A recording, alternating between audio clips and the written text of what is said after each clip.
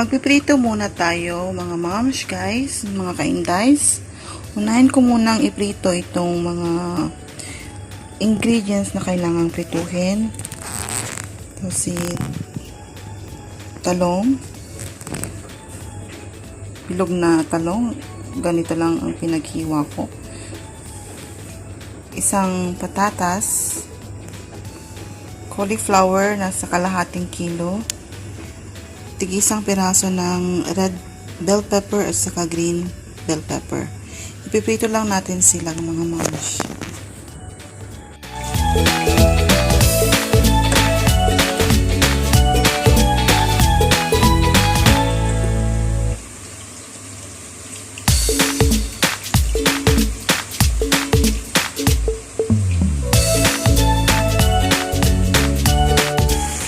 Yan, tapos ko na siyang naprito.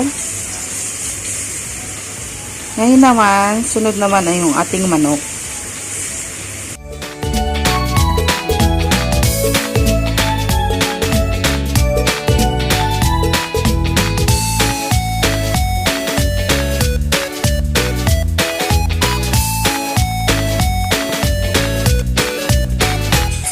Habang nagigisa po ako ng sibuyas at bawang para sa manok, mga mamshi, mga indays, magpapakulo na rin ako ng tubig para sa bigas. I-half cook ko lang siya. Lalagyan ko siya ng oil saka asin.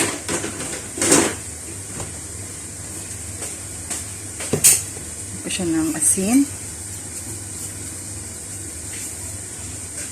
Mga 2 kutsarang malaki.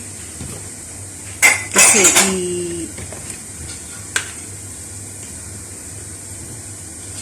saka oil.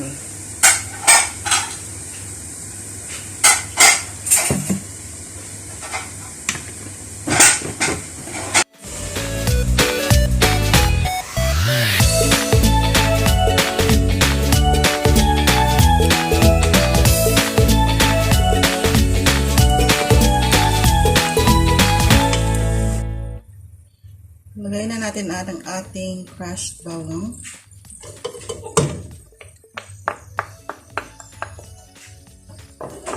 Gisain lang ulit natin hanggang ito ay bago ng kanyang kulay.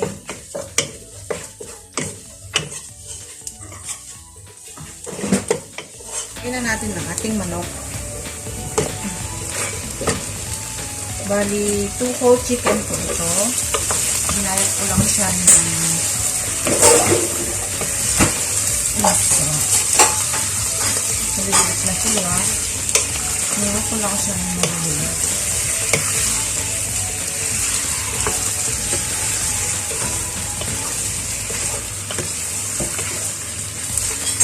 Eight pieces in each one chicken. Naging 8 piraso ko yung isang chicken.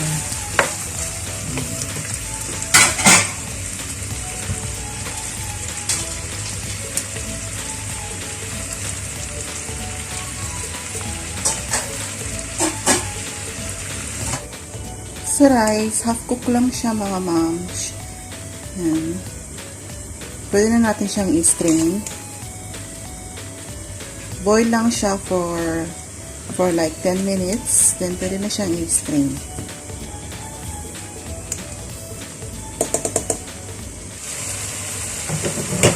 Lalagay na tayo ng spices. Okay na itong ating chicken.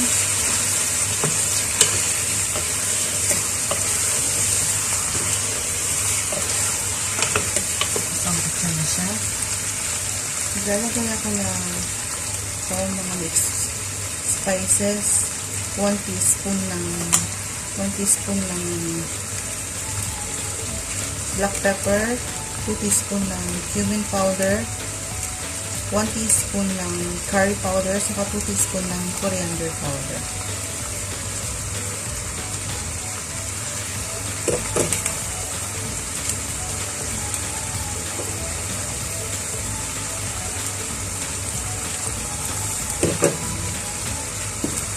And 2 teaspoon ng salt.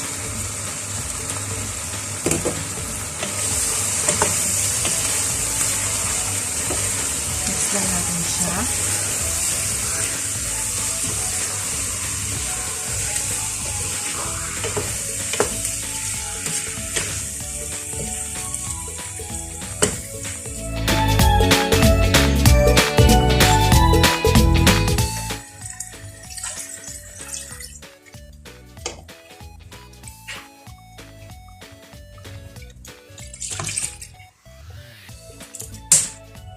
Cover and let it cook.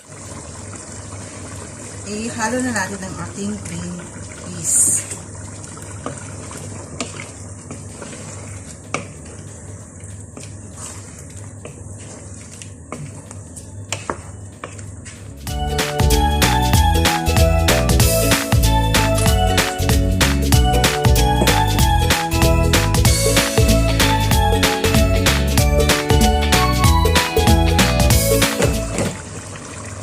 Yan, pwede na siya guys. Ilagay yung mga gulay.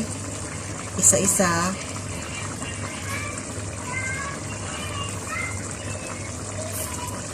I-off na muna natin.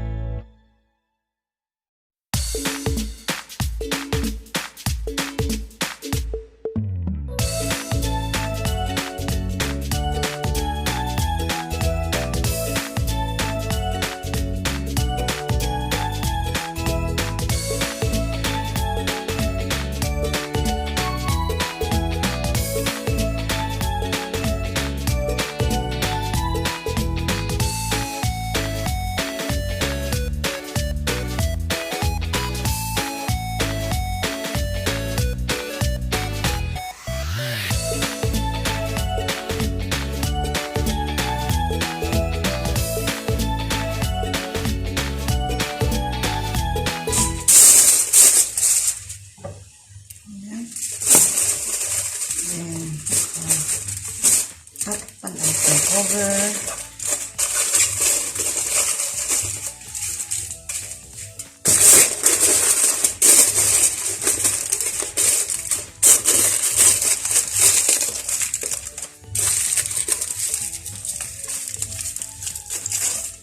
Then, set natin yung ating kalan ng mahinang-mahina lang na ako.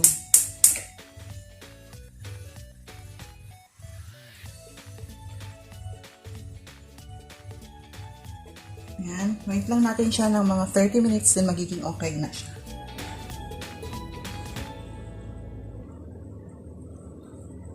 Yan. Ganda ang ating magluba, mga momshies.